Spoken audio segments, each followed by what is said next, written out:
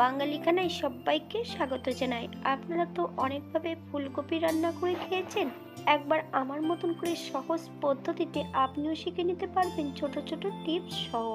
তবে আমি এত তেল কম মশলায় কিভাবে দই ফুলকপি রান্না করলাম, চলুন সেটা একবার দেখে নেওয়া যাক ভিডিওর মাধ্যমে।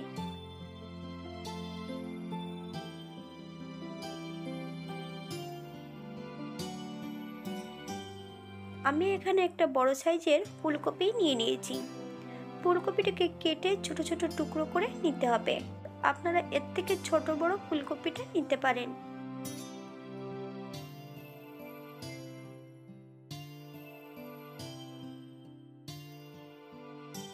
এই পর্যায়ে আমি ফুলকপিটাকে ছোট ছোট টুকরো করে কেটে নিয়েছি।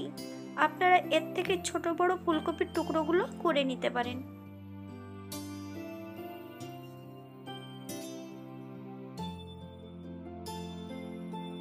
এই পর্যায়ে একটা পাত্রে বেশ কিছুটা জল অ্যাড করেছি, দারচিনি, তেজপাতা, 1 চামচ লবণ, বেশ ভালো করে গরম করে নিতে হবে জলটা।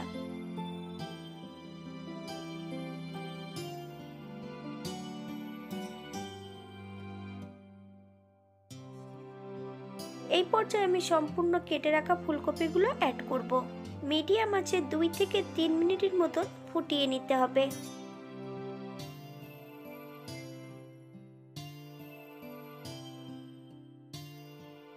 গ্যাসের ফ্লেমটা অফ করে দিয়ে 5 থেকে 7 মিনিটের মতো ঢাকা দিয়ে রেখে দিতে হবে। তারপর ফুলকপি থেকে বেশ ভালো করে জল ঝরিয়ে নিতে হবে। এই পর্যায়ে ফুলকপিগুলো ভেজে নিতে হবে।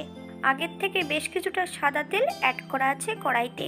এই পর্যায়ে অ্যাড করব 1/2 চামচ হলুদ গুঁড়ো, 1/2 চামচ কাশ্মীরি লঙ্কার গুঁড়ো।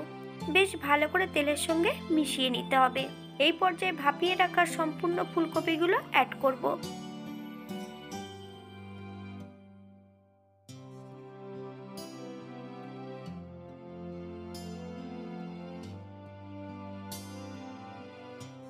মিডিয়াম আঁচে 7 থেকে 8 মিনিটের মতন বেশ ভালো করে ভেজে নিতে হবে।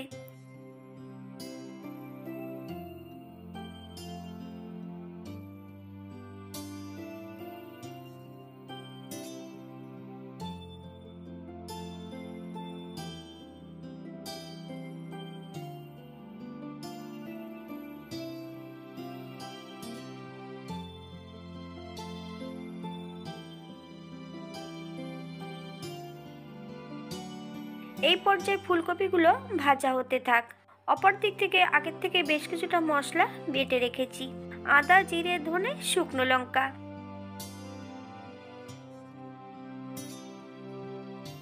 1/2 চামচ হলুদ গুঁড়ো, 1/2 চামচ কাশ্মীরি লঙ্কার গুঁড়ো, 2 থেকে 3 চামচের মতন জল ঝরানো টক দই, 2 চামচ কাঁচা সর্ষের তেল। মশলাটা বেশ ভালো করে মিশিয়ে নিতে হবে।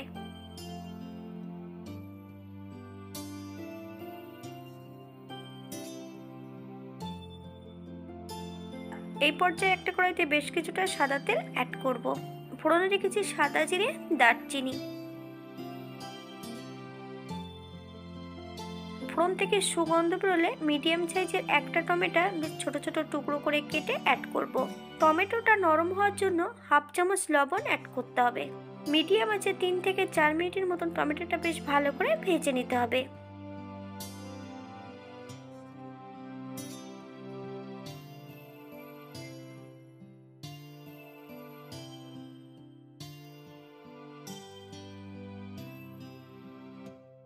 টমেটো ভাজার এই পর্যায়ে অ্যাড করব সম্পূর্ণ মিশিয়ে রাখা মশলার মিশ্রণটা। ভাপিয়ে নেওয়ার সময় যে তেজপাতাটা অ্যাড করেছিলাম সেটা আমি এই পর্যায়ে অ্যাড করে দেব। যেহেতু টক দই দেওয়া আছে, একদম লো ফ্লেমে 2 থেকে 3 মিনিটের মতন মশলাটা বেশ ভালো করে ভেজে নিতে হবে। এই পর্যায়ে অ্যাড করব বেশ কিছুটা কাঁচা লঙ্কা আর 1 টুকরো চুই ঝাল। মিডিয়াম আঁচে মশলাটা বেশ ভালো করে ভেজে নিতে হবে।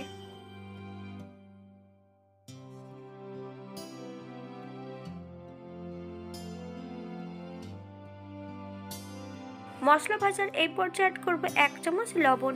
আপনারা স্বাদ অনুসারে লবণ অ্যাড করবেন।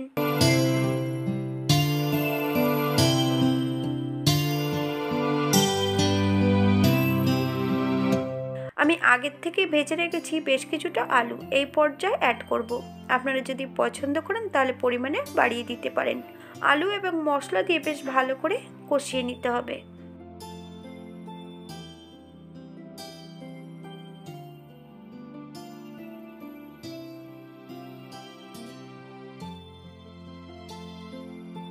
এই পর্যায়ে করব মশলা ধোয়া বাটি থেকে সামান্য একটু জল। যতক্ষণ তেল না ছাড়ছে মশলা থেকে ততক্ষণ বেশ ভালো করে মশলাটা কষিয়ে নিতে হবে।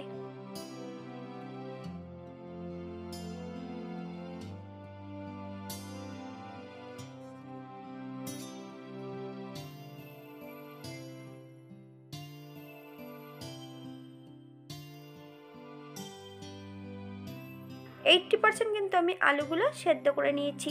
এই পর্যায়ে অ্যাড করব সম্পূর্ণ ভেজে রাখা ফুলকপিগুলো। 5 থেকে 7 মিনিটের মতন মিডিয়াম আঁচে ফুলকপি ও মশলা দিয়ে বেশ ভালো করে কষিয়ে নিতে হবে।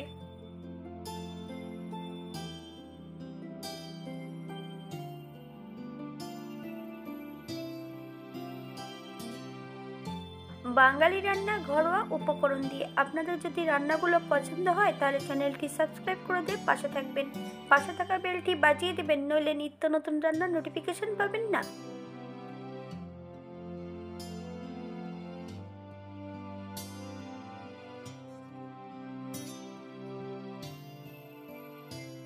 আলু ফুলকপি কষানোর এই পর্যায়ে হাফ চামচ লবণ অ্যাড করব। আপনারা স্বাদ অনুসারে লবণটা অ্যাড করবেন।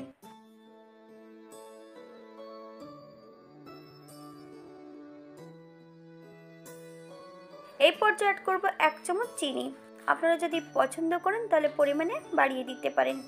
1 থেকে 2 মিনিটের মতন আবারও বেশ ভালো করে কষিয়ে নিতে হবে। এই পর্যায়ে অ্যাড করব 1 কাপ গরম জল। আপনাদের যতটা গ্রেভির প্রয়োজন আপনারা ততটা জল অ্যাড করবেন। 5 থেকে 7 মিনিটের জন্য ঢাকা দিয়ে রেখে দেব।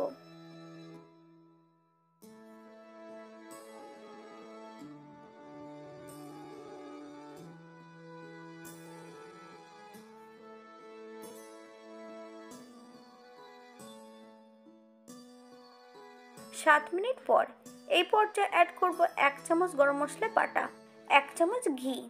আপনারা যদি পছন্দ করেন তাহলে পরিমাণে বাড়িয়ে দিতে পারেন।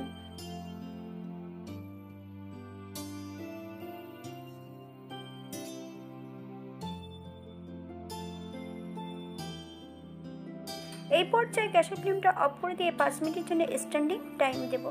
তারপর সার্ভ করব।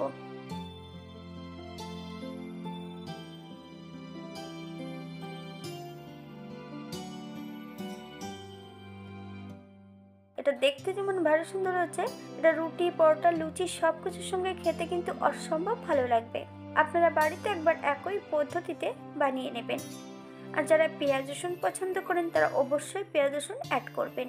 আজকে কিন্তু আমি রান্নাটা করেছিলাম সম্পূর্ণ নিরামিষ, শিলে বাটা মশলা দিয়ে। আপনারা গুঁড়ো মশলা দিয়েও এটা রান্না করতে পারেন। আজকের ভিডিওটি এই পর্যন্ত। সবাই সুস্থ থাকবেন, ভালো থাকবেন। অন্যদিন নতুন রেসিপি নিয়ে আপনাদের সামনে আবার আমি হাজির হব। নতুন ও পুরনো সকল বন্ধুদের অসংখ্য ধন্যবাদ ভিডিওটি দেখার জন্য। হাতে যদি সময় থাকে তাহলে একটা লাইক, কমেন্ট, শেয়ার করবেন।